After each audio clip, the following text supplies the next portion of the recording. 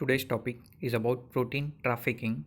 Simple, we have learned about the transcription and translation, means with the help of that new protein is synthesized. Now this protein are utilized for the different purpose. So proteins for the external secretion, proteins for the internal parts of the cell they are produced. But before them they are correctly addressed. So correct address of destination is labeled over the protein. So this process is also called the protein sorting or protein localization. So the secreted proteins, particularly plasma membrane, integral proteins, lysosomal enzymes and membrane proteins of endoplasmic reticulum are synthesized on rough endoplasmic reticulum. The newly synthesized protein or nascent protein is then delivered to the destinated compartment. And for this destinated compartment, Blobel proposed the signal hypothesis to explain the different destination of protein. So the secretory protein, as per this theory, the secretory proteins contain a signal peptide, that is SP, region of about 12 to 35 amino acids located in the N terminal or the amino terminal region of the protein. This signal peptide will cause anchoring of ribosome on endoplasmic reticulum. So exactly how this theory is working, that we will look. So initially one free ribosome in the cytoplasm attach on the mRNA. So mature mRNA attach over the ribosome, and a small part about 70 amino acid in length including the signal peptide region is synthesized. So here in the picture, over the free ribosome particular mRNA will attach, and with the help of that attachment over the ribosome, signal peptide will be synthesized. Now another signal recognition particle, that is called SRP, is now attached to the signal peptide region that blocks further protein formation or synthesis. So here once that SRP, signal recognition particle, is generated, that will further block protein formation. So next what happen, this signal recognition particle, signal peptide, ribosome complex then binds to a docking protein or receptor, particular receptor available on endoplasmic reticulum.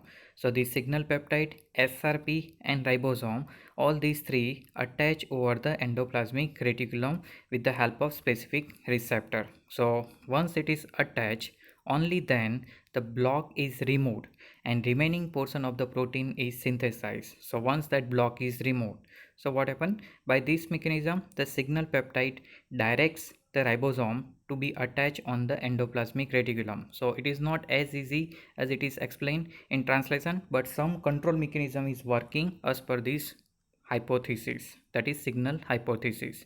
So in detail again, the arrangement of the docking protein on endoplasmic reticulum is such that the nascent protein is passed through the membrane into the channel of endoplasmic reticulum. So once translation, it is not directly protein is available for the working, but the mechanism is like that, this whatever the nascent protein is generated with the help of this membrane channel, that will go inside the endoplasmic reticulum. So that is considered as a particular signal hypothesis. So protein chain which is synthesized with the help of membrane channel remain present inside the endoplasmic reticulum.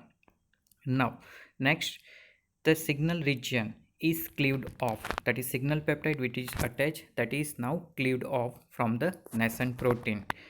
Then protein synthesis is completed and the protein molecule is now inside the endoplasmic reticulum. So whatever the protein generated, that is present inside the endoplasmic reticulum. As the nascent protein is traversing the inner membrane of endoplasmic reticulum, carbohydrate moieties are added at a particular region by specific enzyme, and this is called a co-translational glycosylation. So particular carbohydrate molecule will be added, and that is called glycosylational. So that is one of the post translational modification also. So further, this mature protein which is also containing one carbohydrate moieties.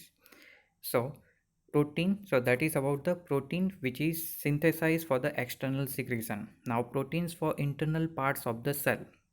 So protein destinated to become proteins of cytosol, mitochondria and peroxisome are lacking this signal sequence. So it is as per the signal hypothesis, this mechanism will not work for the protein of internal parts of the cell. So hence they are synthesized on free ribosome, and after completion of synthesis they do not enter in the lumen of a endoplasmic reticulum, which we have seen in the previous, but they are available in the cytoplasm. So this protein which is for the internal parts of the cell, that will be available in the cytoplasm.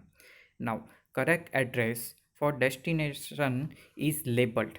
So the signal peptide is on the amino terminal region of the protein that we have seen. Apart from an address that is specific for its correct destination inside the cell, there is another sequence present in the carboxy terminal end of the protein.